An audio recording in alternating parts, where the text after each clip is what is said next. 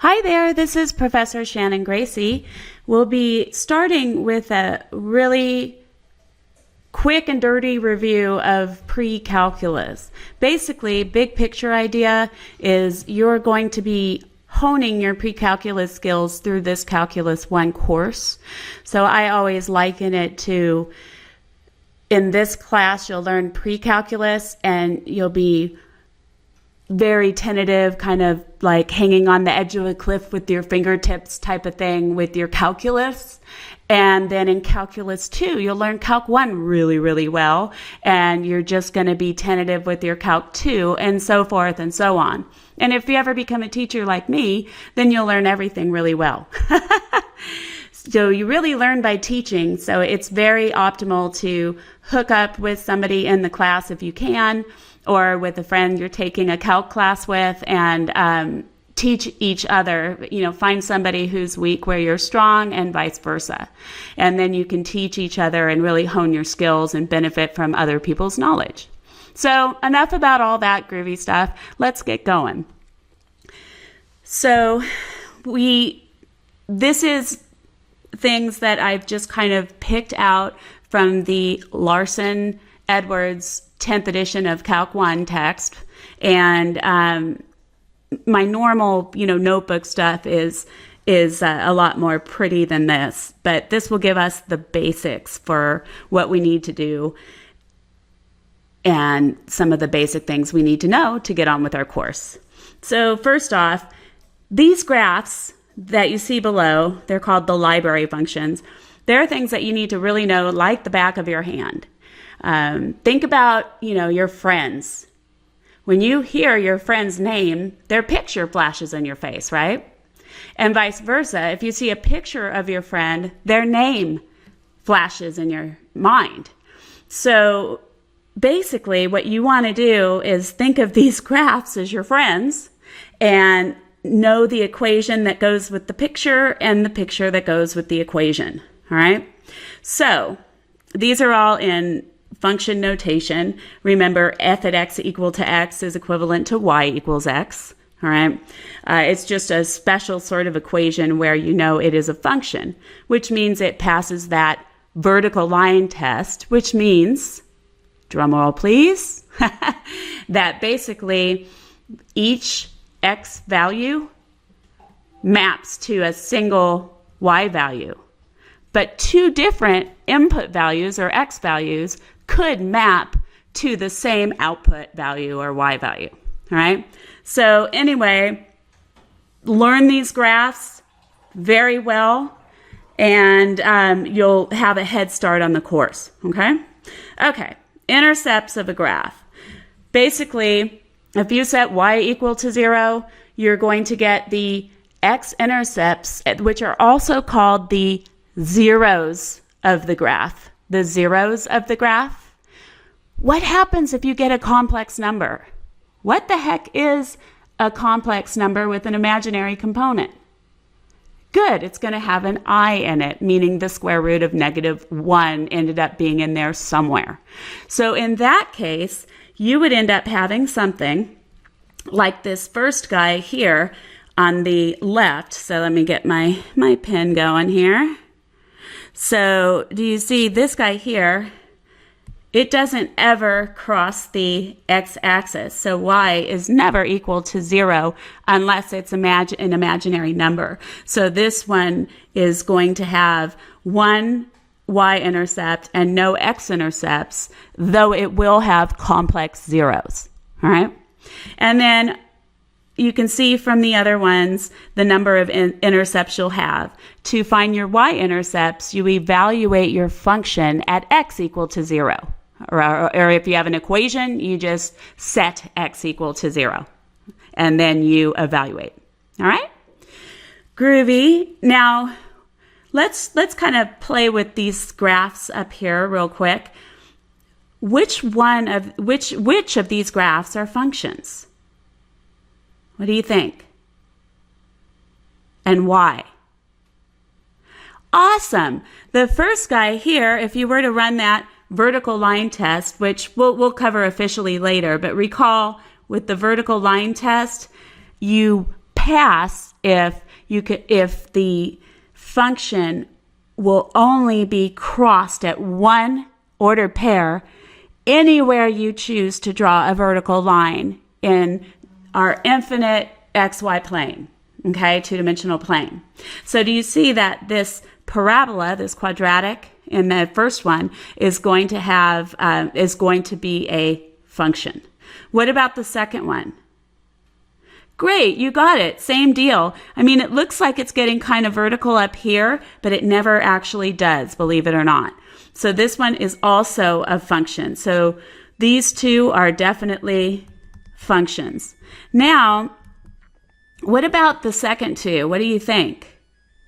You draw that vertical line and you see right here and right here? That's just one vertical line, and it crossed through two ordered pairs, right? So that one totally fails, right? This is an awesome graph, a groovy picture, but it's not a function, all right? And same deal with the circle here. Looks like it's a circle. You see that you can draw really infinitely many vertical lines, and you'll fail. See how you'll cross through two ordered pairs on each of these? All right? So these guys right here are not functions. All right, so moving right along. Sorry, the directions are on the top here. Basically, we want to graph the following functions by hand. Now, I know you're thinking, geez, Miss Gracey, that's kind of archaic. But I'll tell you, if you can graph stuff by hand, at least basic things, you're going to have a way better understanding of the calculus concepts. Always, always, always try to connect a picture with what you're doing and try to be able to make the pictures of uncomplicated or less complicated equations or functions by hand. All right, just trust me on this. I've been a math nerd for a long time. All right, so here we go. This first one, go ahead and pause the movie if you're confident about how to do this and try it on your own, and then start playing the movie again to see how you did. All right, so ready? I know you can do it. On your mark, get set, go. Okay, let's see how you did. Now, for this particular function, so, you always want to label your axes, okay? So this is the x-axis right here, and then we've got, our function axis here. Now, do you recall slope-intercept form? If you have f at x equal to the slope, which we denote by m, times your independent variable, in this case is x, and plus the y-coordinate of your y-intercept, b, then what happens is it's very easy to graph. You graph your y-intercept, which would be where? Great, your y-intercept is going to be the ordered pair 0, b. Your slope is the m. And so if you can write it exactly in that form, you're going to use your slope, which recall is rise over run in the easiest way to think about it, which is change in y, or our function value, over the change in x. But how could we write that guy? Awesome. There's a very cool character called delta, which means small change, right? So we're going to start thinking about this as m, our slope, is the change in f at x. I'll just keep it as f at x. You often see it as the change in y over the change in x. Okay, so you're going to see a lot of that in calculus. Okay, so this is like taking a sledgehammer, right, to hang up an attachment to hang a picture. But if you can really get this down on the easier concepts, the easier problems, then you're going to really kick ass on the harder ones. All right. So here we go. Rewriting this equation. All right. So these are all our little notes here. Do you see that we can rewrite this as f at x is equal to, great, 1/3 times x plus -1. So what is our slope? Great, our slope is 1/3, which is either 1 up over 3 to the right or 1 down over 3 to the left. Okay? And then the y-coordinate of our y-intercept is, you got it, -1. Cool? So let me do a little, I like to play with my highlighter. So our slope is this 1/3, right? And then our y-coordinate of our y-intercept is -1. Okay? So let's make our picture. So plotting our, I'm going to zoom in a bit if I can. Can I zoom in? It's not going to cooperate. That's fine. You'll be able to see it.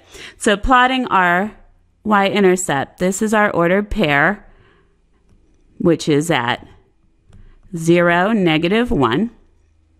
And then I'll just go up 1 and 3 to the right for my first point. So basically, utilizing our slope, we get another ordered pair at 1 up and then 1, 2, 3 to the right.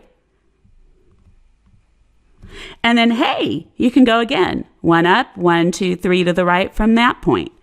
1 up, 1, 2, 3 to the right. I'm a little dorky because I'm a lefty, so I make a lot of ordered pairs. Conversely, you can go 1 down. Think of it as -1 over -3. 1 down and then 1, 2, 3 to the left. 1 down, 1, 2, 3 to the left. 1 down, 1, 2, 3 to the left, right? We could go on like that. How long? Infinitely. Woohoo! So now let's see if we can, it doesn't often let me use a ruler on this, so let me see how close I can get. Nope, it's not going to let me do that. So that's okay. I will just draw my line, and don't laugh at me too much if it's a little shaky. I had some coffee today. Something like this.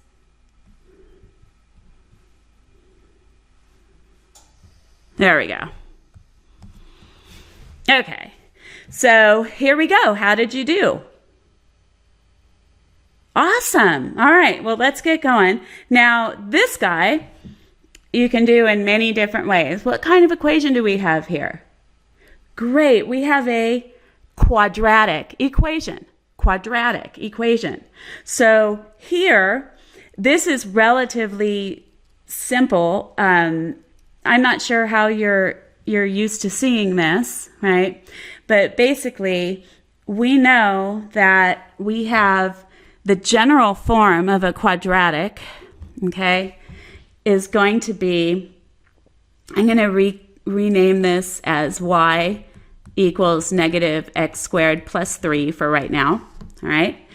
And in general form here, using kind of our algebra form, all right, we could rewrite this, couldn't we, as y equals -1 times x minus 0, the quantity squared, plus 3, okay? So this is coming from this general equation, which is y equals a times the quantity x minus h squared plus k. All right, that's not the only way to do this. Again, I'm taking a sledgehammer to pound in a nail. All right, but this gives us lots of information. So basically, what have we found? We've found that a is equal to, awesome, -1. H is equal to, you got it, 0, and k is equal to, perfect, 3.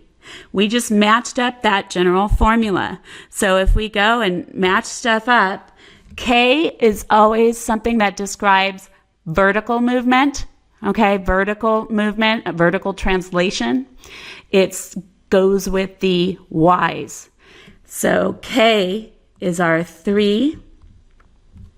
Now, H always goes with X, okay? H always goes with X.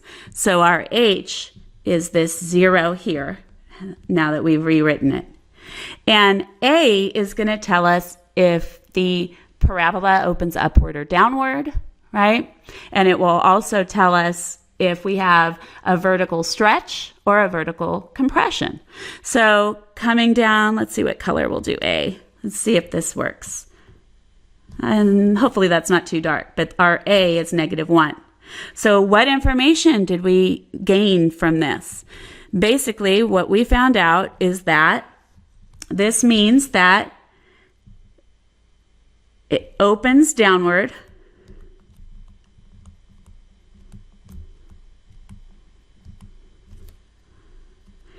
which means it's going to have a maximum at the vertex. Good. And by the way, remember the vertex in this format is at H, comma, K. All right. Now, H equal to 0 means that there is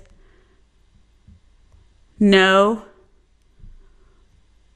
horizontal shift, and these shifts are from the origin. And K equal to 3 means that we're going to go 3 up. So our vertex is HK,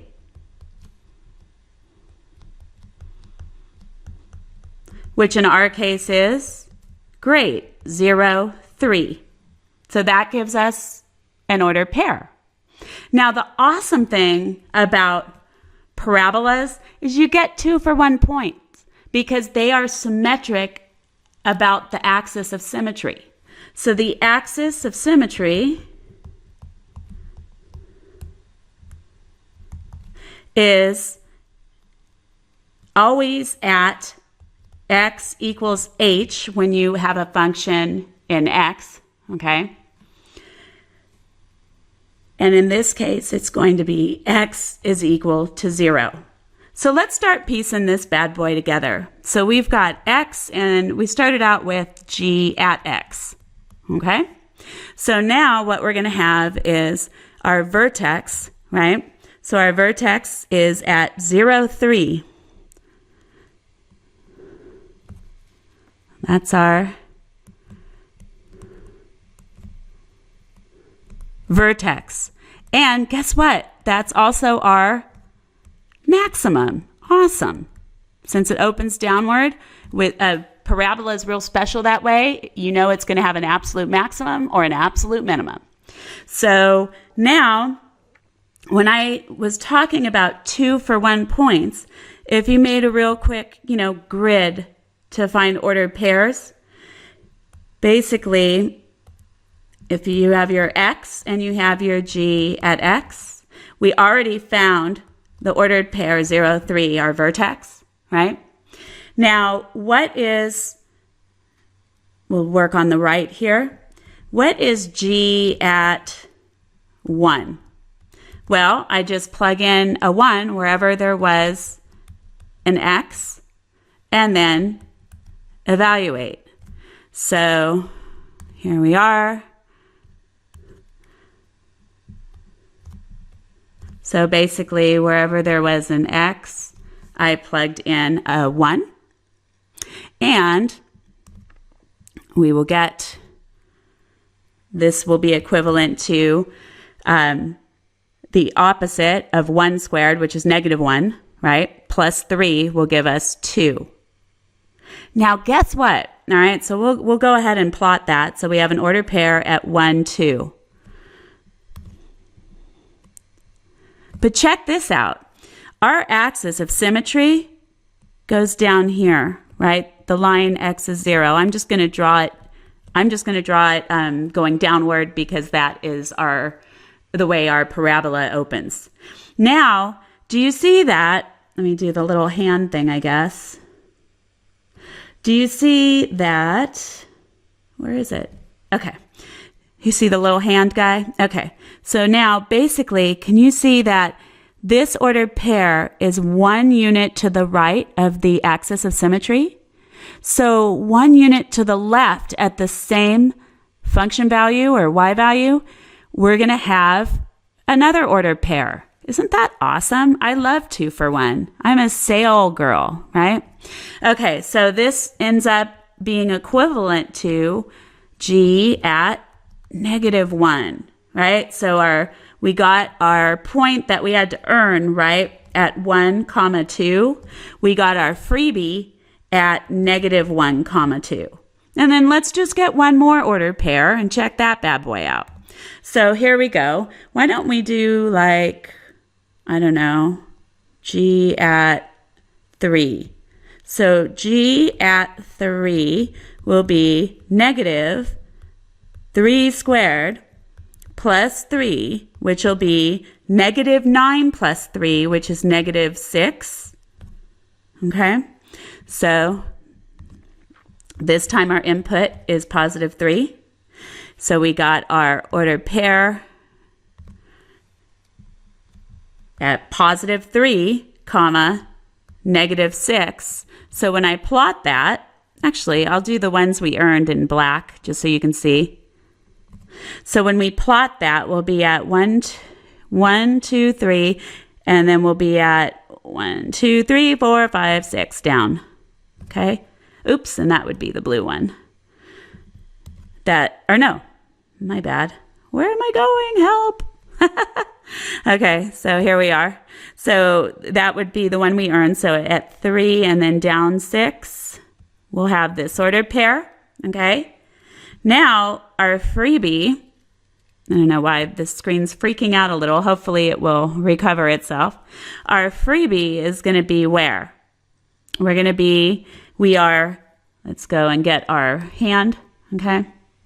So we are right here. We are 3 units to the right of our axis of symmetry. So at 3 units to the left, right there, which is at -3, -6, we have another ordered pair. So -3, -6, and then we'll draw our parabola. It's going to look like a U, not a V. And if you mess up, that's why we use pencil in math. Okay, and there you have it. You've got your parabola graphed. Okay, awesome. So moving right along, all right, symmetry of a graph. Basically, what we found out there. All right. So first, your author. This is, by the way, in the P chapter, so P1 to P3. So symmetry of a graph in general. You can have. You have more general things, right? Because you've got, in this case, you've got symmetry with respect to the y-axis. Because if you folded on that dotted line, do you see the graph would fold right on top of itself? How many of you guys, boys included, I know you did, made hearts in school for Valentine's? How'd you make that heart? That's right. You folded the paper and you cut out half of the heart and you got 2 symmetric sides. Same with making snowflakes or whatever, right? So basically, think of reflectional symmetry as something that you can fold where the 2 halves of the graph are on top of each other. All right. So this guy has symmetry with respect to the y-axis. Okay, which also happens to make it an even function. This is a function, a special graph, and so it's an even function. All right, we'll get to that in a few. So I'm not going to read you all these things. Okay, basically, long story short, a graph is symmetric with respect to the y-axis if when you replace your input value, x, with negative x, right, you get the same y value. And our example above, so which example was this? Is it 1b? Yeah, example 1b. Okay. So example 1b,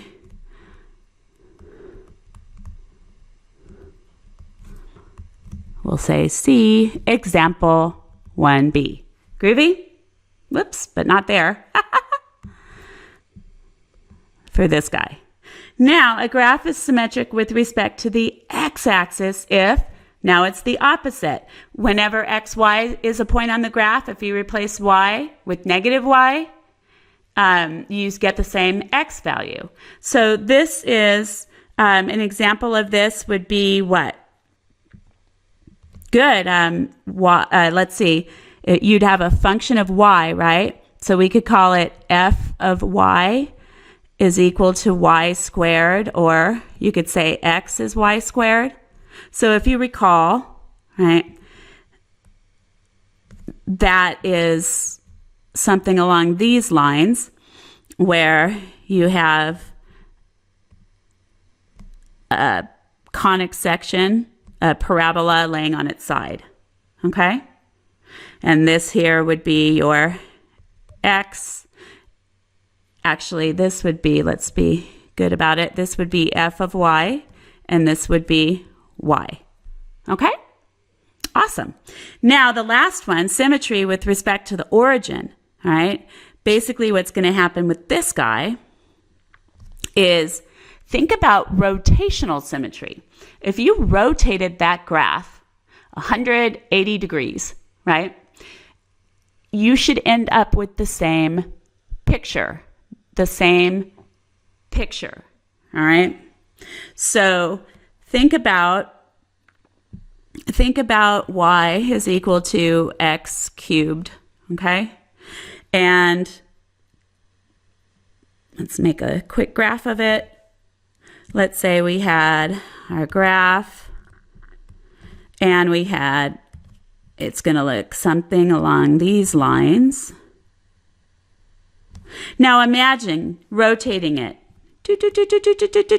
Right? Imagine like rotating it around.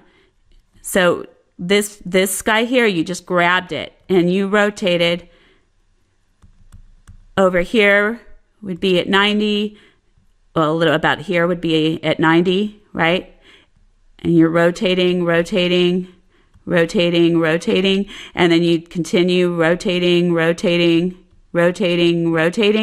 And so once you rotated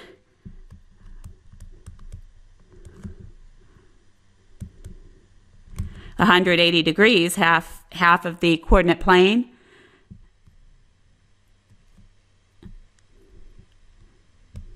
you get the same picture. I'll just say picture to make it easy.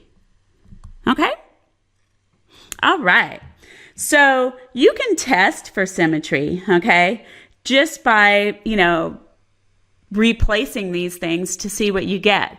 Personally, I think a picture's worth 1,000 words, so I'd probably focus more on that, all right? So here we go. This is an important graph to know. We run into this a lot in integration, actually really in a lot of different things. Differentiation, which is instantaneous rate of change, which is slope of the tangent line, slope of the graph, okay? And integration has special applications like area under a curve. So here, you need to know what the curve is sometimes to geometrically evaluate a definite integral. Cool shit, huh? So now, let's take a look here. Consider this. If we squared both sides,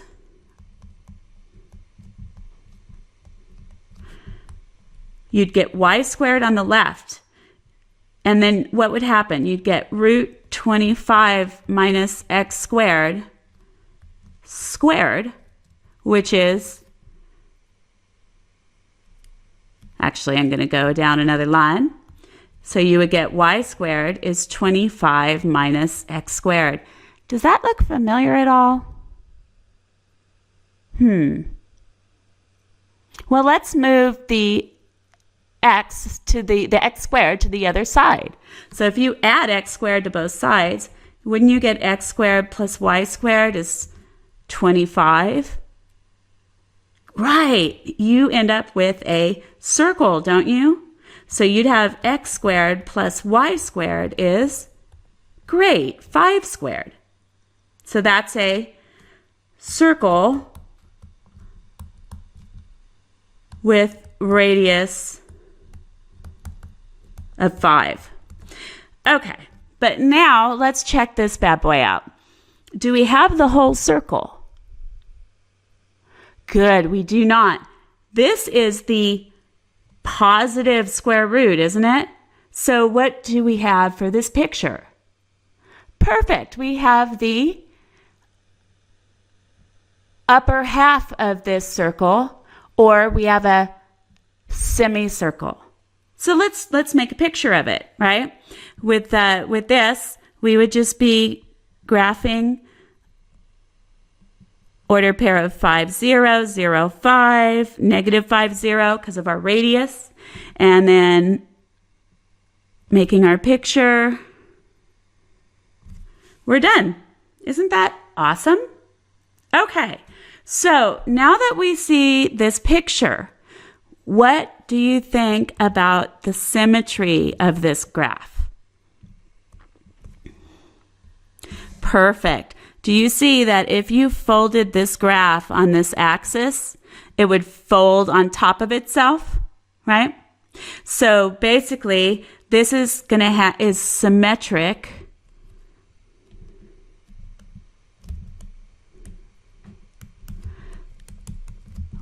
with respect to the perfect y-axis. All right. How you feeling so far? If you feel overwhelmed, you have to just get over it. This is a total step up from pre-calc. It's pre-calc on steroids. You're basically reviewing concepts that you've learned in pre-calc at lightning speed. Okay, so if you forgot some of this stuff, if it's been a while since you took pre-calculus or college algebra, you'll be fine. You just need to keep focusing on reviewing old concepts while learning the new.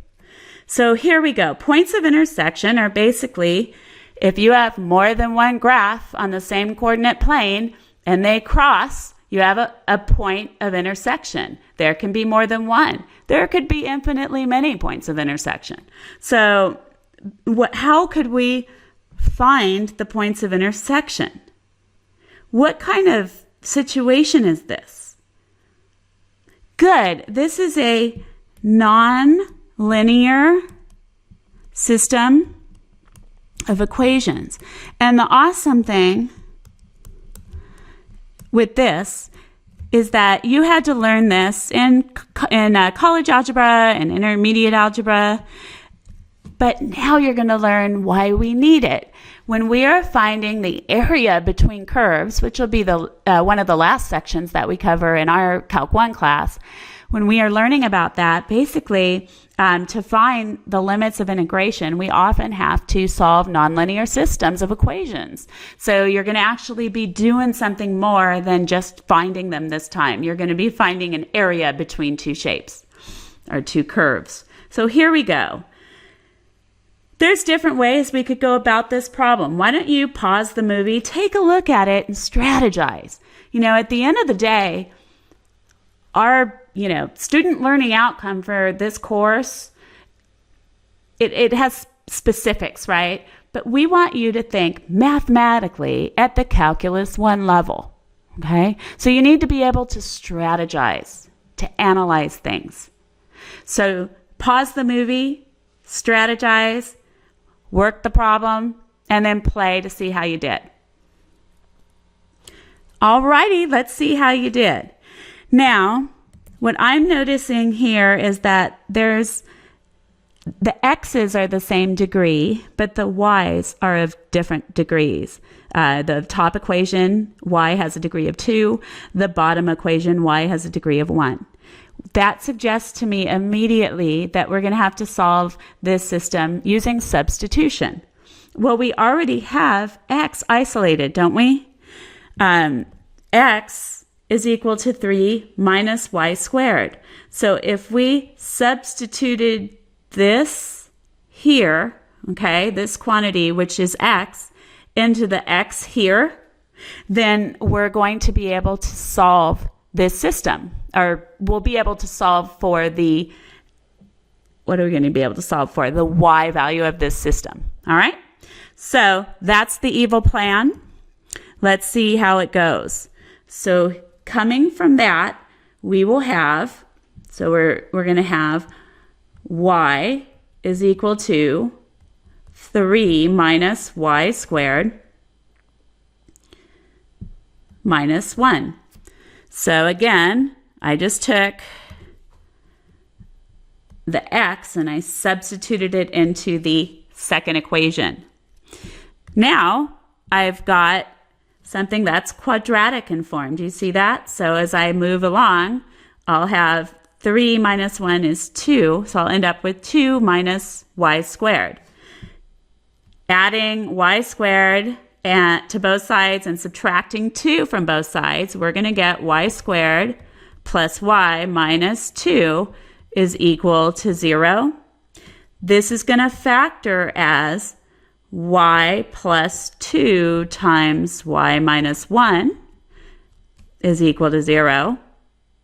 So what's going to happen? We're going to get, great, using the 0 factor property, we have y plus 2 could be 0, or y minus 1 could be 0. So isolating y, we get y is negative 2, or y is positive 1. So now, coming with this second equation, we know that x is equal to 3 minus y squared, right? X is already isolated, so we might as well use this equation. We have 2 different values, right, to substitute in. We're going to end up getting 2 intersection points for this problem. So for y equal to negative 2, and over here I'll say y equal to 1, what's going to happen is we will have x is equal to 3 minus negative 2 squared. So we are putting wherever there was a y, we're now putting negative 2 for this first y. So then, simplifying, we'll get x is equal to 3 minus 4, and x is negative 1. Cool so far? Now, for y equal to positive 1, we will have x is equal to 3 minus positive 1 squared. And so x is equal to 3 minus 1, which is 2. So we plugged in 1 for our y in this case. Okay? Am I done? I mean, did I answer the question? Almost. I mean, you worked it out. But if you think about it, if your boss wanted to know what was up in your sector, right? And you just gave them this with no conclusion, you'd probably get fired, right? So let's check it out. Basically, there are 2 distinct ordered pairs where these 2 graphs intersect. Okay? So if you recall,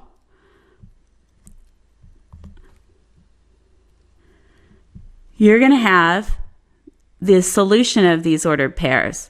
So at negative 1, comma, negative 2, and at positive 2, comma, 1, that is the solution to the set, right?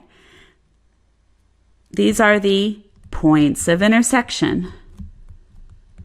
and only these 2 points work. And that's why we are using this roster or set notation, because there's no interval of answers. There are only 2 distinct ordered pairs that work.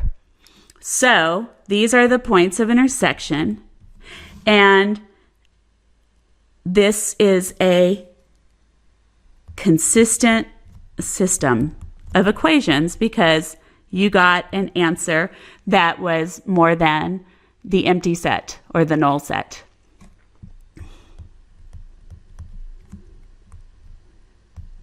Okay? Awesome. All right, moving right along. Now, we will be making 5 billion equations of the tangent line. All right, in my class, I mostly utilize this format. It's the easiest to grade. It's usually the least amount of work for you. But, there are different forms of the line, right? General form, and we will utilize vertical and horizontal lines. So you have to know all these different forms of the line, okay? So here we go. Let's do it. First of all, strategy, right? Strategy. The part A and part B, we've got 2 ordered pairs and no other information. What do? Don't worry, you can do it. Pause the movie, strategize, and then play it again and see if you were right.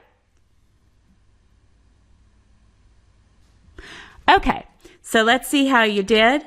Recall that the slope can also be written as y2 minus y1 over x2 minus x1, change in y over change in x, right? So first off, what do? We find the slope. So m is equal to, good, it's going to be -8 minus 3 over 6 minus -2. By the way, we could have said 3 minus -8. But if we did that, you better do -2 minus 6 in the denominator. You got to be consistent, okay? So this is going to yield, great, -11 over, good, +8. Awesome. Are we done? No. So the first form of the line, we're going to use point slope, right? Because that's going to be easiest to find. So the point slope form is right up there, and basically you pick whichever order pair you want to use, all right? So let's just put a couple steps up here. 1, find slope. 2, find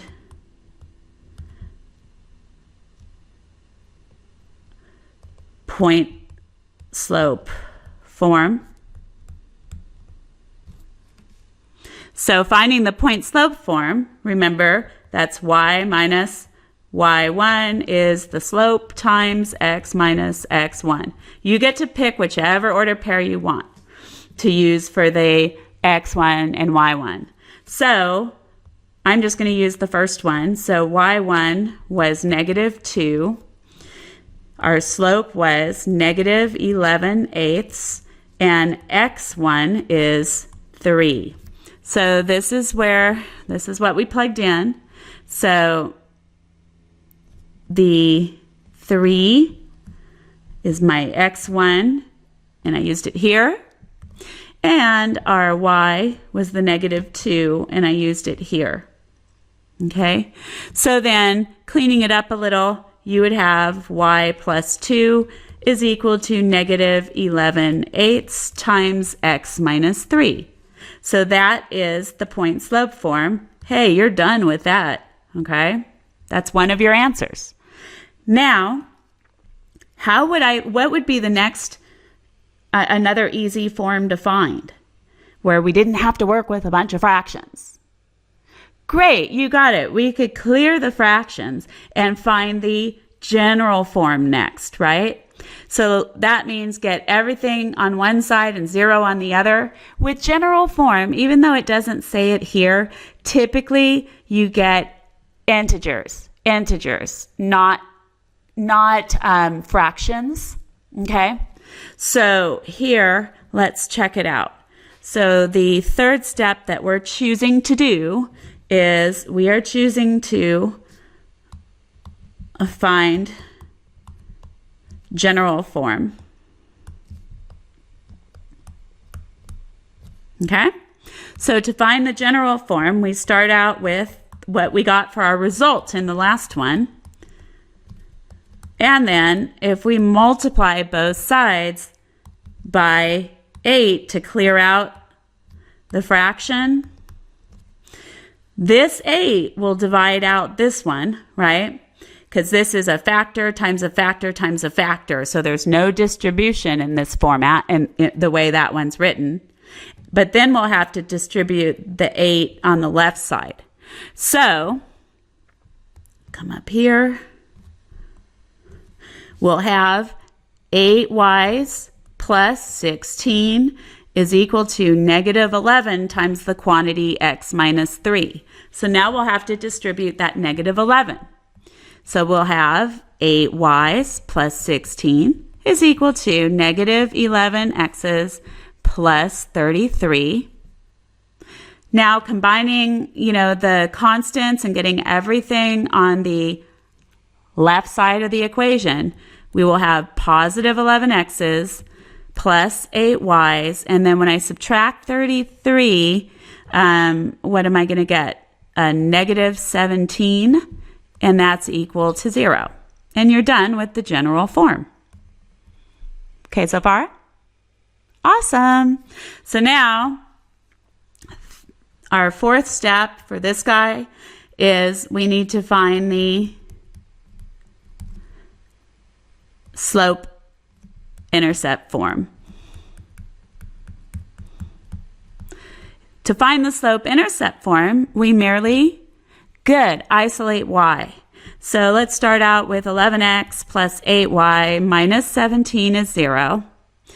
And then I'll have 8y equals negative 11x's plus 17.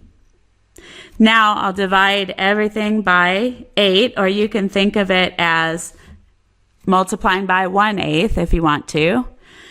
So we'll get y is equal to, now be careful, it's negative 11/8 times x, and then you've got to divide the 17 by the 8 as well. So plus 17/8, and you're done. Okay? So if you didn't try that one by yourself, why don't you go ahead and try this other one by yourself and see how you do, okay? And then you can play the movie and see how you did. I'm going to work through it a little faster though, okay? So basically, try it yourself so you can follow along. You can do it. All right, let's see how you did. So again, our first one, find the slope, right?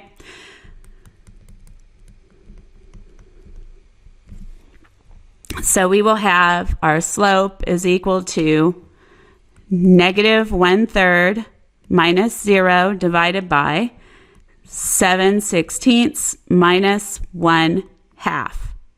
Okay? So this is going to be negative 1/3. You need to get a common denominator in the denominator, right? The difference that's in the denominator. So the 7/16 is unchanged, but 1/2 is equivalent to 8/16. Good so far? So then this will end up being negative 1/3 divided by negative 1/16. Inverting and multiplying gives us a positive 16/3. Awesome. Okay? So now we've got our slope. So next up, we've got to find the point slope form.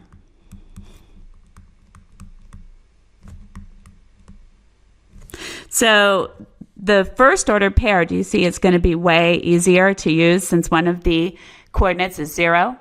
So I'm going to use that one. So we'll have y minus 0, that's my y1, will be equal to the slope, which was 16/3 times x minus 1/2.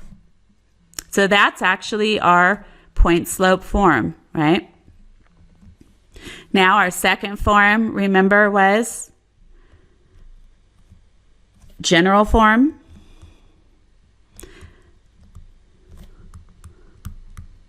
So for our general form, we're going to take, I'm going to write it as y equals 16/3 times x minus 1/2.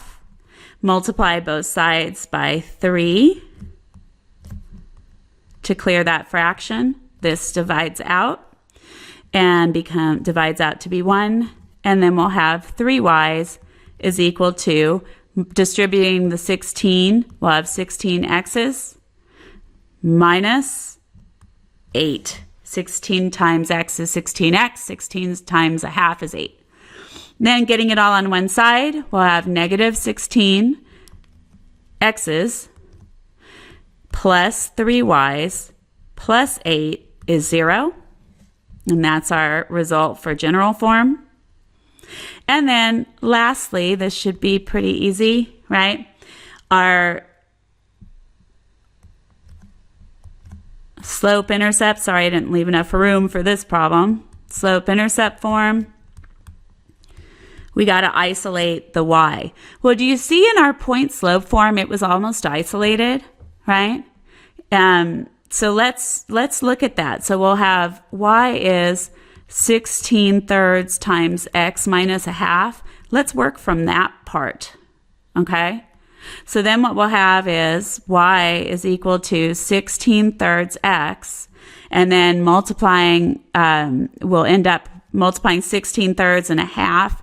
We're going to end up getting minus 8/3, and you're done with that. All right? How we doing so far? Hang in there. You can do it. This is awesome stuff. Awesome sauce, right? Okay. Now we get into parallel and perpendicular lines. When you're in driving school, what did they teach you that parallel, solid yellow parallel lines means? You're not allowed to cross them, right? Even though everybody frickin' does in the carpool lane, you're not supposed to, right? But coming back to the point, we have, they're parallel because they never, ever, ever cross, do they? They're not lines, when you're thinking about driving, right? But parallel lines never cross. So what has to be true for two lines never to cross? Great. They have to have the same slope. What is the other condition? Awesome. They need to have different y-intercepts. Otherwise, they would cross at infinitely many points. So let's check it out. A parallel line is always going to be in the format of y equals some constant. Y equals some constant. You know that it is different than just a number line based on the context. So if you're asked to graph y equals 2 and you're given a coordinate plane, right, then you know that you're in 2 dimensions and you have to graph the horizontal line.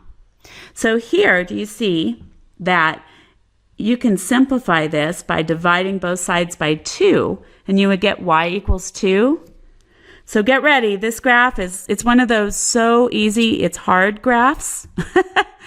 Basically, what's going to happen is we're going to have a horizontal line. Y is always equal to 2, and x can vary. Okay, so far? And then, by the way, do you see that it has only a y-intercept? And that y-intercept is at? Great. It's at 0, 2. Now, what horizontal line would have infinitely many zeros? Great, the horizontal line y equals 0, because that's the equivalent to the x-axis, right? So that is the only horizontal line that will have both an x and a y-intercept, and they'll both be the same. It'll be at the origin.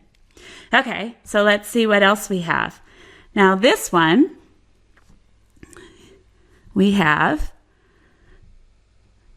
negative x would be negative 5, and multiplying both sides by negative 1, we would get x is equal to positive 5. So now this guy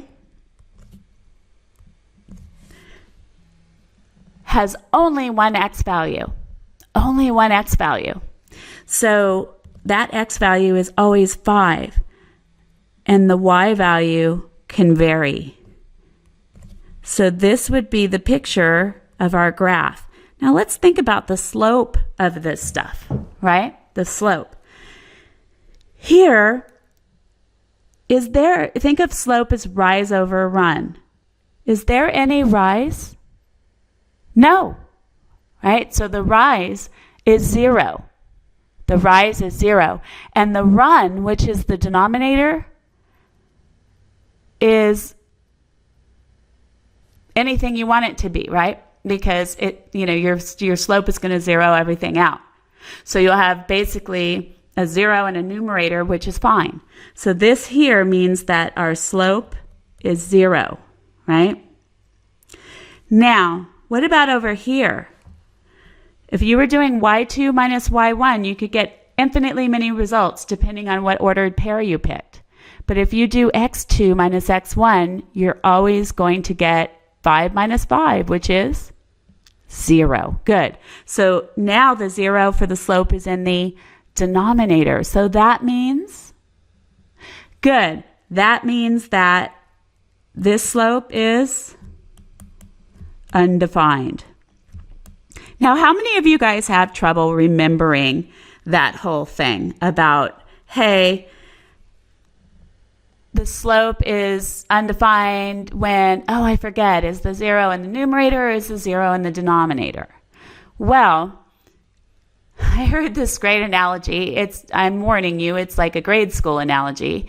But think about a lollipop, right? A lollipop. So basically, if you have a lollipop and you are standing in the sand and you drop the lollipop and it lands on its stick, right? It lands on the stick. Would you still be willing to eat it? So here's your sand. Here's your lollipop, right? So basically, when that 0 is on top, do you see you could still eat the lollipop? But what if you had your sand, your lollipop falls head first, right? Into the sand. Whoops, that's a stick. So used to doing arrows. You wouldn't want to eat that lollipop unless you wanted to crunch on a bunch of sand, right? So basically, when the 0 is in the denominator, that's when it's undefined. So I don't know if that's helpful to you, but it's one way to help you remember. You've got all this stuff going on. Sometimes the mistakes that people make in this class are the quote unquote easy ones. All right. Now there's going to be a special case when you get 0 over 0. That's actually considered to be indeterminate, which means that in that format, you cannot determine the limit. We'll be working with limits. Okay, so 0 over 0 is a different case that we'll be discussing in probably 1.2. Okay, so functions and function notation. You know what? We talked about this quite a bit. Feel free to read over this.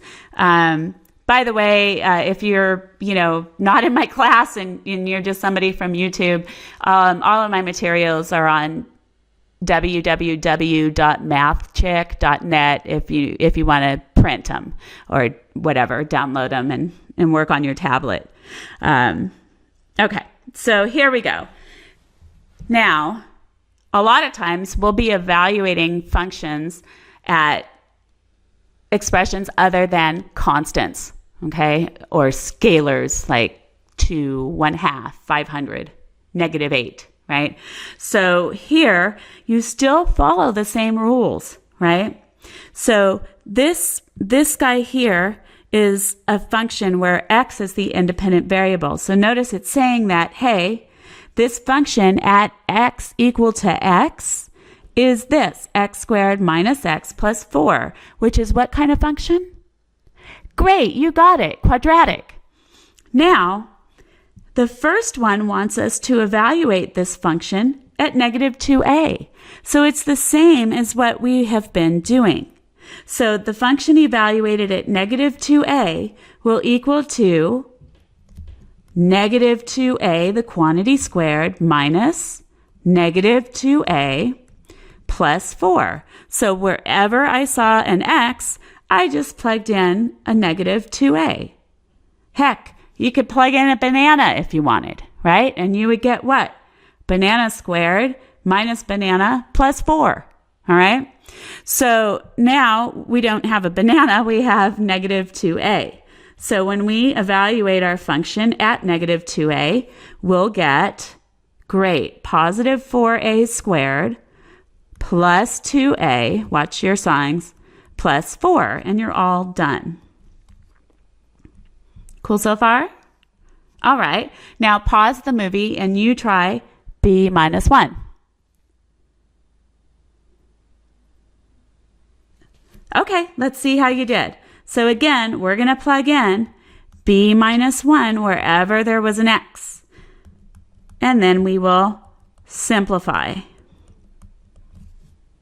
So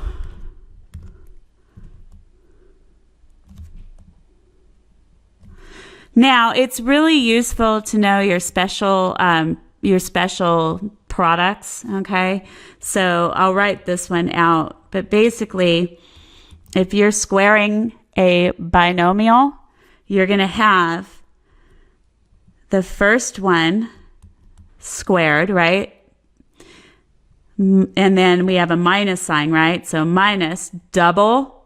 Actually, you know what? We'll just say plus double the product of the ends. And this end is a -1. And then plus the other end squared. So this is going to give us this here is equivalent to just this one, okay? So we have to continue. Don't get so tired, right, that you stop. So then we got to distribute that negative, right? So we'll have minus b plus 1, and then we have that plus 4 going on. So our function evaluated at b minus 1 is equal to b squared minus 2b's plus 1 minus b plus 5, continuing to simplify and combine like terms. Our function at b minus 1 is equivalent to, let's see, b squared minus 3b's plus 6. And you're all done with that one. All right, so now part C, super important. Super important. This is called the difference quotient. You probably in pre-calc might have seen this where instead of a delta x, you had an h. Okay, do you remember that? Yeah, h was freaking way better, right? Well, we don't use h. We're in grown-up math, so apparently we have to use small change in x, delta x. Now, delta x, they love each other. You can't split them apart. Okay, so delta x is like the equivalent of a single variable, all right? And that can get a little confusing sometimes. It's a single variable like an H or a W or something like that. So keep that in mind. All right. Now, this is multiple stuff going on. Now, this difference quotient, you're probably thinking, what the heck is so important? Well, you might recall that this is equivalent to the slope of the secant line. And hey, guess what? When the change in x approaches 0, the slope of the secant line approaches the slope of the tangent line. Isn't that awesome? So we're going to be using this a lot, okay, to find equations of tangent lines. So just know it now and be happy. So let's do it. Multiple things are going on here. What is the function evaluated at x plus delta x? You can do this a piece at a time if you get confused. That's going to be good. X plus delta x, the quantity squared, minus x plus delta x, and then plus 4. Sorry, squeezing that in there a bit. So again, all we did for the very first function is we plugged in x plus delta x wherever we saw an x. Okay, so far, just like the other ones. So moving a little more quickly, our function evaluated at x plus delta x is going to be x squared plus 2 times x times delta x plus delta x squared. Then we're going to get, sorry, I'm going to have to continue it below. So minus x, and then, you know what? I'll just kind of go vertically. And that way I am being so lazy. Bad teacher. I'm moving it over. I'm the last person you need to have bad habits from. Okay, f at x plus delta x equals. So we had x squared plus 2 times x times delta x plus delta x squared minus x minus delta x plus 4. Good so far? So simplifying, f at x plus delta x is equal to, oh, actually, there's no like terms, so we're done with that one, okay? Now, you already know what f of x is, but again, it's one of those so easy it's hard things, so we'll rewrite it. It's exactly what we started with, x squared minus x plus 4. Okay, so far? Groovy. So coming back, we have this difference quotient, f at x plus delta x, minus f at x divided by delta x, where delta x is not equal to 0.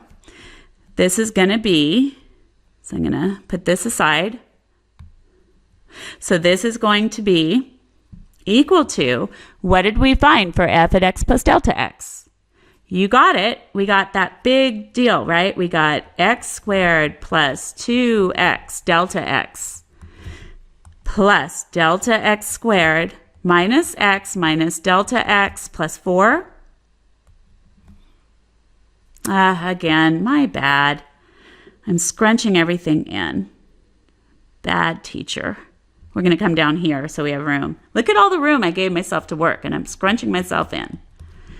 Delta x minus f at x all over delta x equals. So f at x plus delta x is this whole bad boy, right? Here. So we're going to get x squared plus 2 times x times delta x plus delta x squared minus x minus delta x plus 4. Now we got to subtract, so this is our f at x plus delta x. We're going to be subtracting f of x, which was x squared minus x plus 4. So here we have, so here, this guy, remember, was our f at x plus delta x, this one here. And then this other guy is our f at x. Actually, I should be doing it over here, right? This is what we found for f at x. This is f at delta x. And then now, don't forget, we've got to, that's all the numerator of a fraction. We divide by delta x. Now, the name of the game here is we want to divide out this delta x, all right? So combining like terms, do you see the x squareds? These guys are going to zero out. These 4s are going to zero out. So we end up with 2x delta x plus delta x squared. Do you see the x's zero out? So we'll have minus delta x all over delta x, right? Now, we will have delta x, if we factor it out, times 2x plus delta x minus 1 all over delta x. And look, these guys divide out to be 1. So all of these other guys zeroed out. This one divides out to be 1, right? So this one, again, all of this was our difference quotient.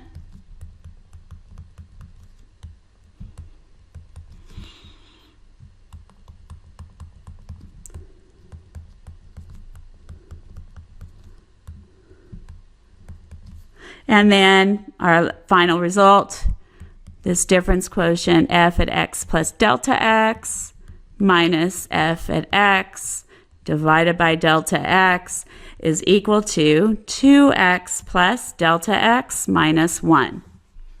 Now what we'll be doing is we'll be evaluating the limit as delta x approaches 0. And what would that be? I mean, just take a gander. As delta x is going towards 0, what are we going to get? Good, 2x minus 1. Guess what? That's going to be the derivative function. So that's the kind of cool stuff we're going to be getting into. And what is the derivative function? We said that the derivative found the blank of a tangent line, the slope of a tangent line. Great. So basically, derivative is slope, right? And so derivative functions are representing all possible slopes of a function. Okay. Anyway, we'll get to that. So this is the result for this guy. All right. Domain and range. Basically, domain, you figure out if there's going to be something that isn't okay. That tells you what to exclude.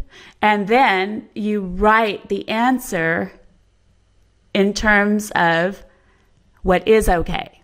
So let's check this out, okay? Basically, here, I'll let you read through that example, the domain of the function. So basically, sometimes you end up getting a hole in a graph. Sometimes you get a vertical line. So the thing that you're going to want to do is you're going to want to simplify a function to determine what you get. So we'll get x minus 10 divided by, good, that's x squared minus 10 squared, right? So you have a difference of 2 squared. So we get x minus 10 times x plus 10. By the way, if you're having trouble factoring, you can go to my introductory algebra site, and chapter 6 is all about factoring. 6.5 gives you an overview, okay? All right, so now do you see that the x minus 10s divide out to be 1? But you have to exclude that, right? So x can't equal to 10. That's a single input value that x can't equal. The other one, x plus 10, represents the vertical line x equal to negative 10. That would have to be excluded, all right? So the x equal to 10 is considered to be a removable discontinuity because it's a single input value. But you can't remove a vertical line of discontinuities. So the x equal to negative 10, right, which would happen if you said x plus 10 equal to 0, would give you infinitely many excluded values, so it's non-removable. But coming back to domain and getting away from calculus, what do we have going on? Oh, sorry, the x cannot equal 10. So we found that x cannot equal to 10. Actually, you know what? Let's rewrite this function in simplified form. So f at x is equal to 1 over x plus 10, where x cannot equal to 10, right? So our domain will be, you're going to write this domain as an interval because it can be infinitely many x values. It just can't be good 10 or negative 10 because those values make our denominator great, 0, okay? So this is our thinking. X can't be 10. X can't be negative 10 because both those values make the denominator 0. So our domain is everything but those two values. So that means basically if you looked at a number line, right, and this is negative 10 and this is 10, you're excluding these values. So if you just do an open circle, I know that's not the trend now, but you're excluding these values. So the values that work and are okay are all of these values that are in between. Do you see that? And so that ends up giving you these intervals here, right? This interval is minus infinity to minus 10. We put parentheses around it because you can never include plus or minus infinity. They're ideas or directions, not numbers. And we do not want to include negative 10. So a parenthesis is equivalent to an open circle. Now in between, you can have all the numbers that are in between negative 10 and 10. And then on that right one, you go infinitely to the right of 10. So our domain is going to be minus infinity to minus 10. How do you join two intervals? Good. Union symbol.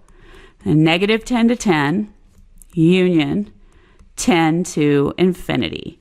So this is the domain of our function. All right, so why don't you pause the movie and give the next one a try.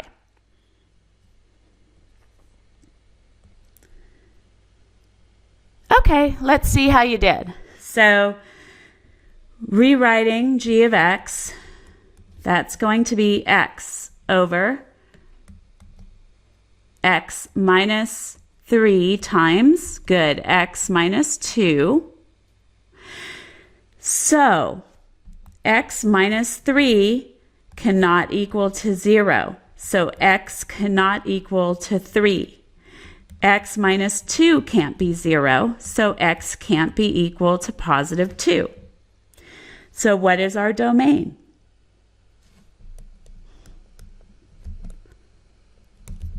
Great. Our domain is going to be minus infinity to 2, union 2 to 3, union 3 to infinity.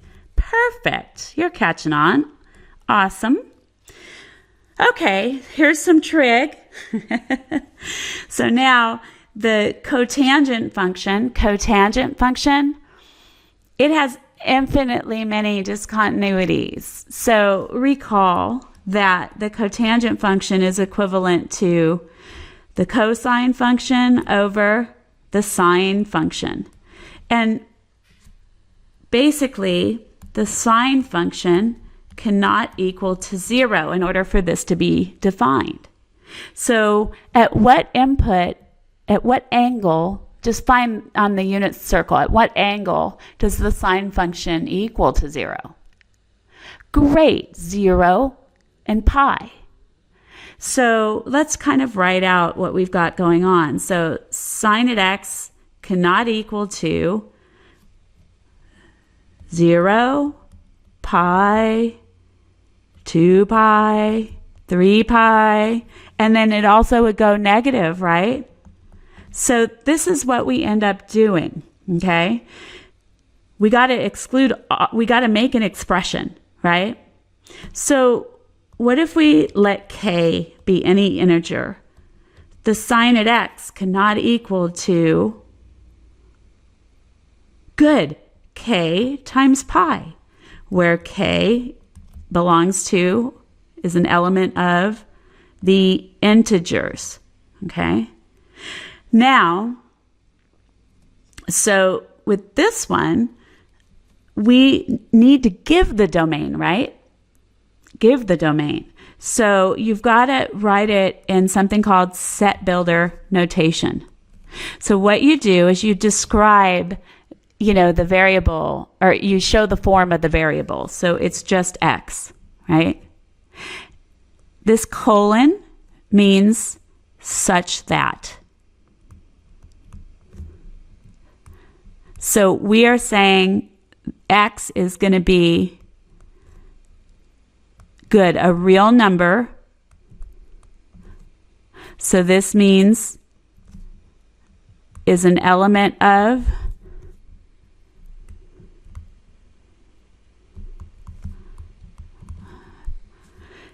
this means the set of real numbers.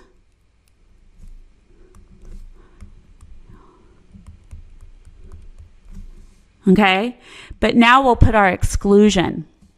Okay, x cannot equal to k times pi. And you see that works for, if you plug in k is 0, you get x is 0, right? And so that is one of the excluded values. If you put k as -5, you would get -5 pi.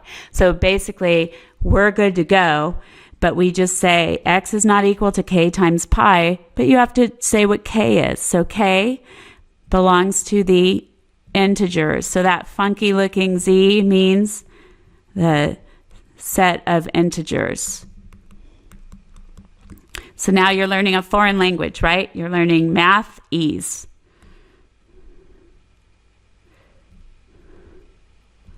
Okay, so moving right along. Now, these are just basic types of transformations, okay? Basic types of transformations. You've learned these in other classes, right? So let's basically graph this one using transformations. I'm going to go pretty quick, all right? We're asked to go from 0 to 2 pi. So if we let each of these be pi over 2, this would be pi.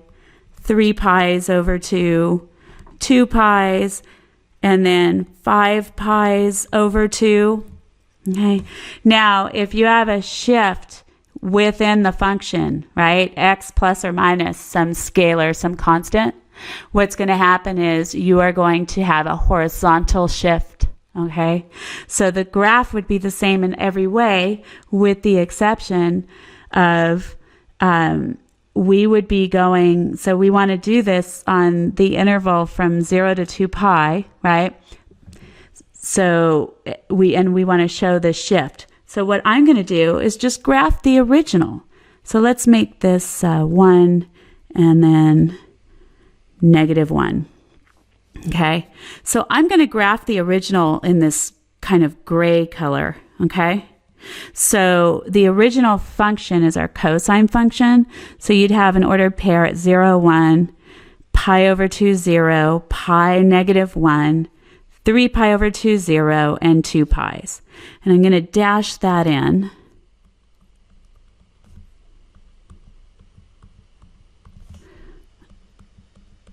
And it would start turning again, right? Now, I'm going to be moving that which way? Good, to the right by pi over 2. So I'll do my regular graph here in blue. And so I'm moving this graph to the right. So I'm basically moving all of these ordered pairs pi over 2 to the right. And I'm going to be stopping at 2 pi, right? Because I'm supposed to go from 0 to 2 pi. But what would 0 have been? What would 0 have been? Let's see. If I graphed negative pi over 2, right? The cosine function is an even function. So I would have had an ordered pair here. So my graph would have gone down to there. And when I moved that guy to the right, it would end up here. So my graph will end up being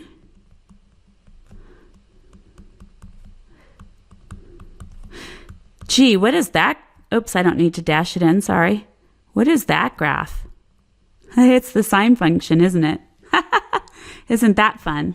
All right, so if you do a pi over 2 phase shift, right, of the cosine function, it looks like you get the sine function. Awesome. All right, moving right along. General form of a polynomial. This is all this is all college algebra stuff. Okay.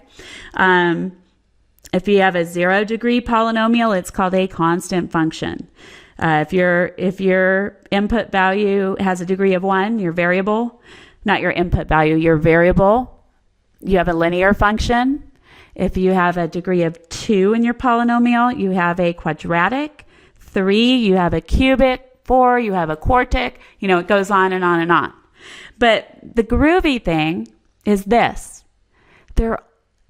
All of those higher ones, they're going to behave like an ax squared function or an ax cubed function, okay, with some weird stuff going on in the middle. So basically, if you have a positive coefficient and you have an even power, right, an even degree, right, what's going to happen is the end behavior of your graph, both of them will go up to the right, and there's going to be some funkiness going on inside. We don't know exactly what. It depends on the degree, okay? Now, if you have a coefficient of less than 0, and actually, I don't really like these pictures. You know what I like to do? I like to do it something like this. All right, because anything could be happening in the middle of that bad boy. All right, here, same with this guy. Anything could be happening, right, in the middle. But basically, if you have an even degree, it's going to behave like an x squared function with funkiness in the middle. All right. If you have an odd degree, it's going to be behaving like a cubic function with something in the middle. And it just depends if your coefficient, your leading coefficient is positive or negative. Okay? So compositions, we're going to use those a ton in this class. And a lot of what we're going to be doing with compositions is decomposing them. So you have to understand what it means to be a composition. All right? So basically, I don't know if you remember, but look at this guy, h of x, f composed with g at x is equivalent to evaluating f at g of x, okay? So that, to me, was always a more useful way to picture this. So what would our f be? What's the most outside thing going on when we're looking over here, when we're looking at this guy? What's our most outside thing going on? Good. It's the secant function, So f at x is secant at something. Well, the something we're going to put is x, okay? Now, if we wanted to replace x with something else, right? To get the equivalent to what our h of x is, what would we have to replace x with? Awesome. 5x's minus 1. And then we'd be good as gold. Okay? So you really need to be good at decomposing functions in calculus. All right. test for even and odd functions. Basically, you get an even function if when you replace negative x or x with negative x, you get your function right back, okay? You get an odd function if when you replace x with negative x, you get the negative of your function. You're like your function multiplied by -1, okay? And if you get neither, it's neither even nor odd. Okay, easy as pie. This is helpful with graphing. So here we go. F evaluated at negative x is going to be negative x times cosine at negative x. All right. Now, so F at negative x will be, so all we did, again, is we replaced our negative x, or x with our negative x. Right? So this was the original, and we plugged in negative x. So what do we get here? Let's see if we get our function back. So we'll get negative x. Now recall the negative angle identity for the cosine function. So cosine at negative theta is equal to negative cosine at theta. All right? You're going to need to memorize your basic identities from trig. So here, this is going to be equivalent to negative cosine at x. So, simplifying more, let's see what happens. We get positive x times cosine at x. But what is that equal to? Awesome. It is equal to f at x, right? So what does that mean? F is even. All right? Because recall,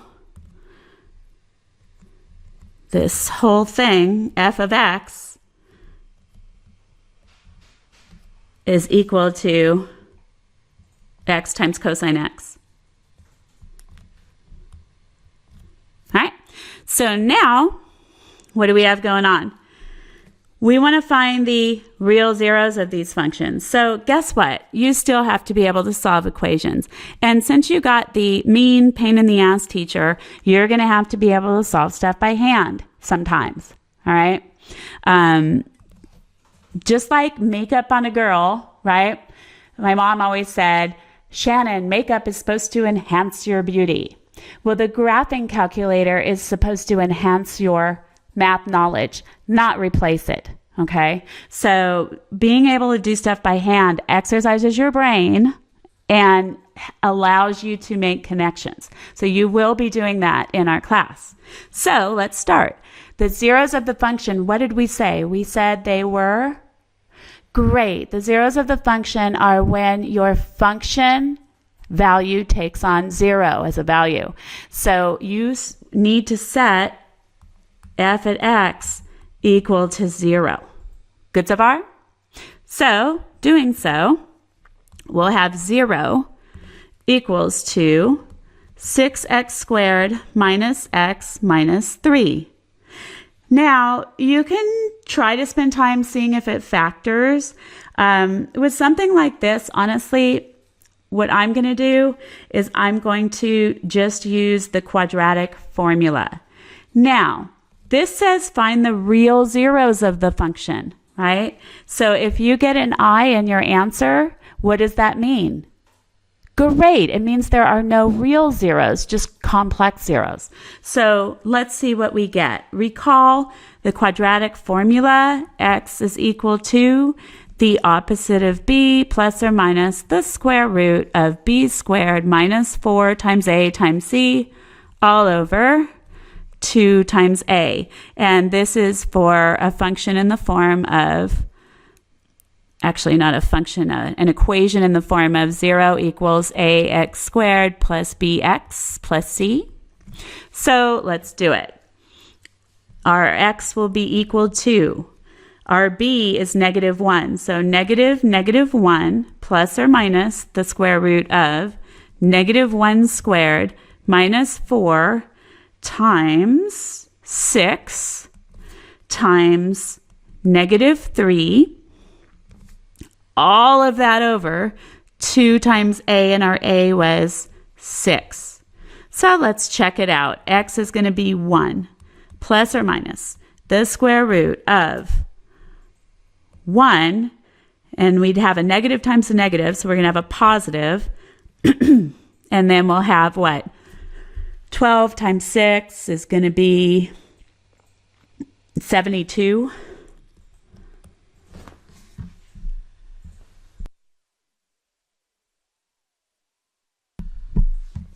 And that'll all be over 12. So we'll have x equals 1 plus or minus root 74 all over 12. Bring it over here, and we'll get x is equal to, let's see, root 74. We can certainly take out a 2. That's equivalent to, so 2 times 37. 37's prime. So there's no perfect squares in 74. So that actually will be our exact result. So we don't need to go further. If you wanted to get an approximate result, you could. Just make sure you put the numerator in parentheses before you divide by 12. Okay? So always remember this yielded 2 answers, right? So the real zeros are going to be 1 minus root 74 over 12 and 1 plus root 74 over 12.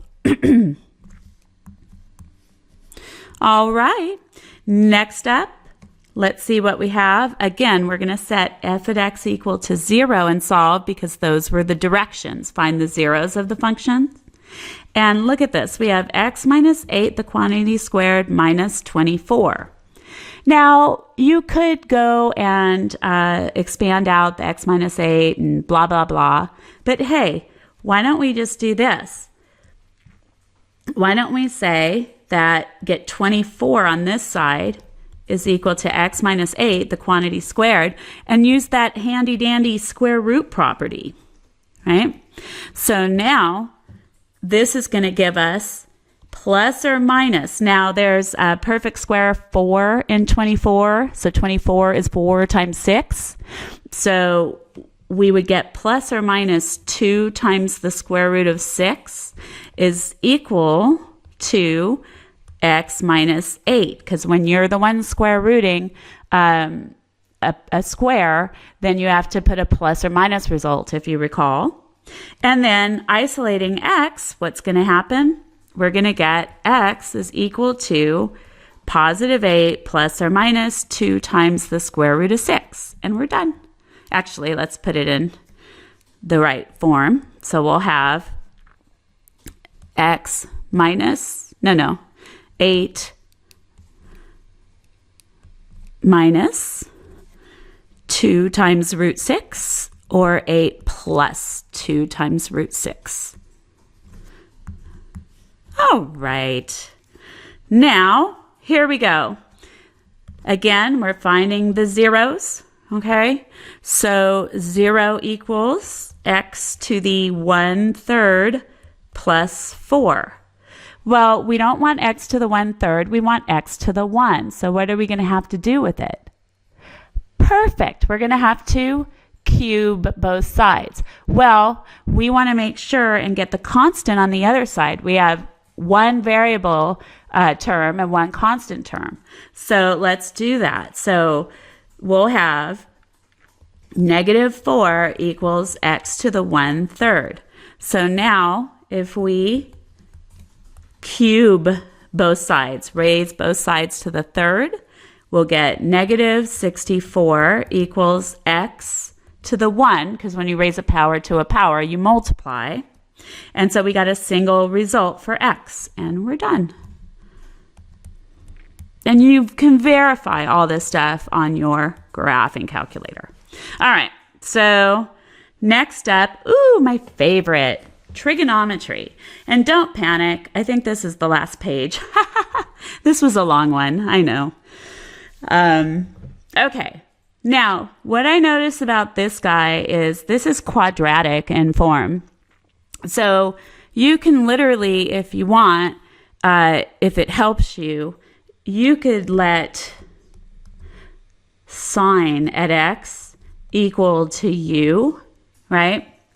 And so then finding the zeros of h would give us 0 equals 2 times u squared. Because remember, sine squared at x, right, is equivalent to sine at x, the quantity squared, okay? So that's how we get the 2u squared plus u minus 1. Now, here, this is my little trick for factoring, just in case you want a quick review. You do your overall product, which is 2 times -1, to give us -2, right? And then we have a 1u, so that's where I get the 1. So the -2 was from doing 2 times -1, a times c, okay? The 1 is b, all right? So, and of course, you know, our whole ax squared plus bx plus c equals 0. So, and this is just a technique. So we will need to find, two numbers that have a product of -2, and they're going to end up having opposing signs. So when we combine like terms, it's really going to be like subtracting, right? So to get a overall product of -1 and a combined like terms of 1, of -2 for product, and combining like terms getting a positive 1, do you see that the 2 would need to be positive and the 1 would have to be negative? So then what you do, if you use this technique, is you say, okay, I'm going to keep the ends the same, but I'm going to rewrite 1u as -1u plus 2u. So do you see that that is the same? So this 1u, this positive 1u is the same as -1u plus 2u's. And now you factor by grouping. So you take the first two terms, so these two guys, and you factor out the greatest common factor, which is u, and you're going to get 2u minus 1. Well, we know it works, right? So we know we want to get 2u minus 1 factored out, okay? So if you look at these two here, we've got the 2u minus 1 there, so basically you just say plus 1 times 2u minus 1, okay? Now, do you see that you have a common binomial factor? Common binomial factor. So with this guy, you're going to be able to factor that guy out. So you'll get 2u minus 1 times u plus 1. So then we'll get 2u minus 1 is 0, or u plus 1 is 0. So a little algebra gives us that u would be a half, or u would be -1. But what was u? Good. Sine at x was our u, right? So we get sine at x is 1/2, or sine at x is -1. Let's look at our interval. Ooh, yikes, it's from -infinity to infinity. So we're going to have one of those crazy long sets again. Let's just figure out what happens on one round of the unit circle, and then we'll go from there. So if you recall, if you kind of look at the unit circle in both of these, right? And basically, we're thinking about, okay, at what input value, let's work on this, or values, will the sine function have an output of a half, right? So that basically means that you're going to have, this angle here, this is going to be one of those 30, 60, 90 degree triangles, right? And when you drop the altitude, which is going to be your y value, that's going to be a half, right? And then this value here, this x value here is going to be good. It's going to be the square root of 3 over 2. So basically, that angle is good. Pi over 6 is your reference angle because you ended up with the ordered pair, square root of 3 over 2, comma 1/2. So where else would that happen? Where else is the sine function positive? Very good. It happens here too. And this angle here going around here is going to be 5 pi's over 6. Okay? So what we found for this one is x is equal to pi over 6 and 5 pi's over 6. But we want the whole number line, right? We want the solutions for the whole number line. So what's going to happen? These aren't exactly, we can't do one happy expression. So what's going to happen is we'll have to add 2k pi to each of these guys in our answer, right? So these two answers are going to be x is pi over 6 plus 2k pi, where k is an integer. And then we'll get over here, the other answer is going to be x is 5 pi's over 6 plus 2k pi's, where k is an integer. Oh, I said k belongs to pi.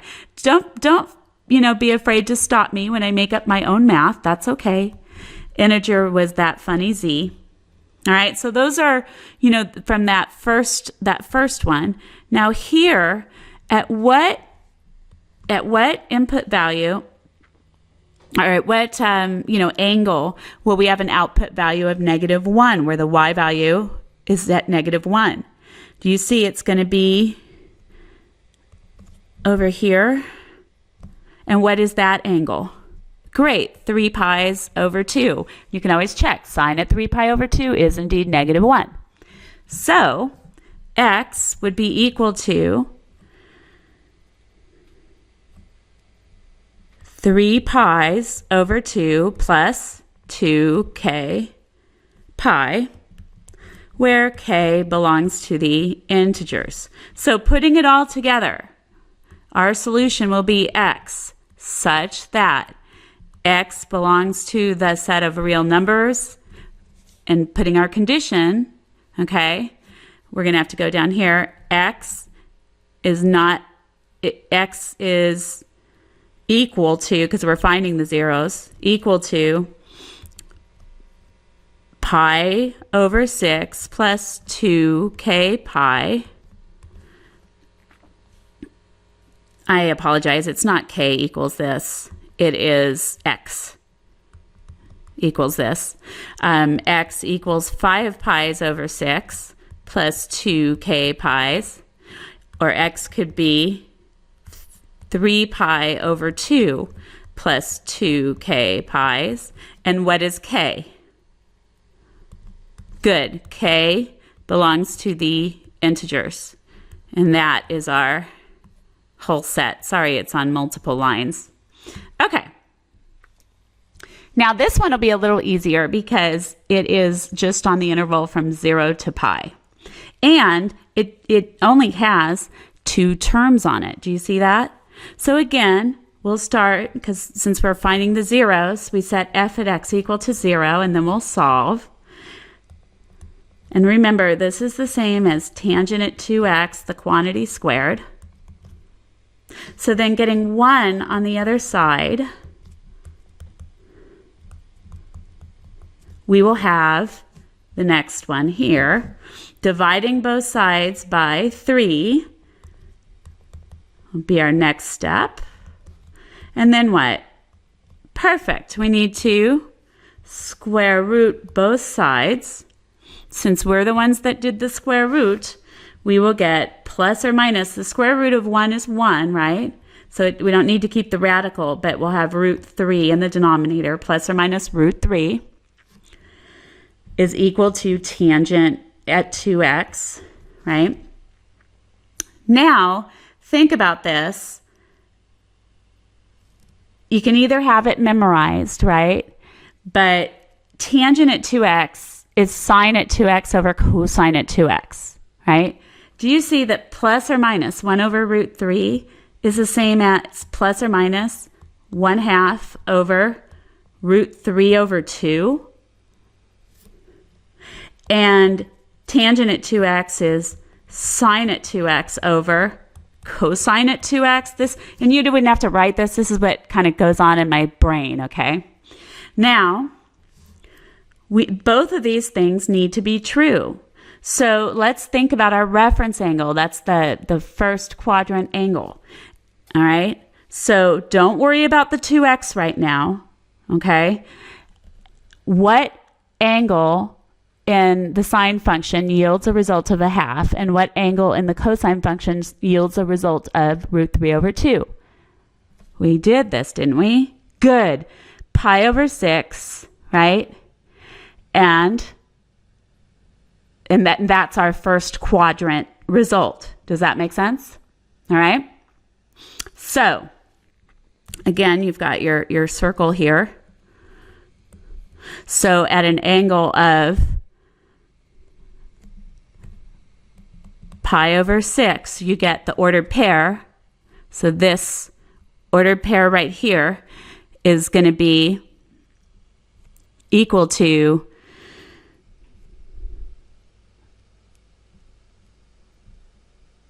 cosine at pi over 6, comma, sine at pi over 6, because we're on the unit circle. But that is equal to root 3 over 2, comma, 1/2, right? Now, we had a plus or minus going on. So basically, let's look at the interval we need to deal with. The interval from 0 to pi was on for x, right? Not 2 x's.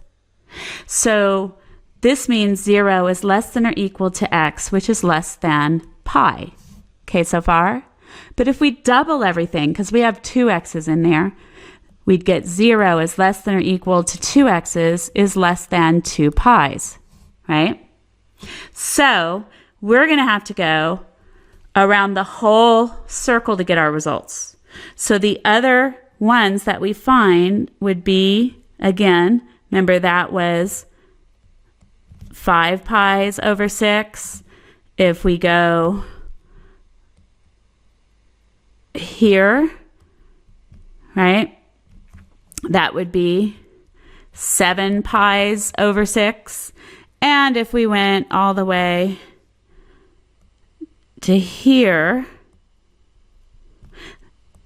that would be 11 pi's over 6. So basically, the results will just, they just differ by a sign, right? So now let's put together our solution. So these are all within the interval from 0 to 2 pi, where 2 pi is non-inclusive. But what's going to happen here is that we're going to say 2x is equal to these things, and then we're going to divide each thing by 2. So we got that 2x could be pi over 6. We also got that 2x could be 5 pi's over 6. We got 2x could be 7 pi's over 6. And we got 2x's could be 11 pi's over 6. Now, if we multiply both sides by 1/2, we would get x is good, pi over 12. This one would be x is 5 pi's over 12. This guy would be x is 7 pi's over 12. And then this guy is x equals 11 pi's over 12. And do you see now we're on that interval from 0 to pi, where pi is non-inclusive?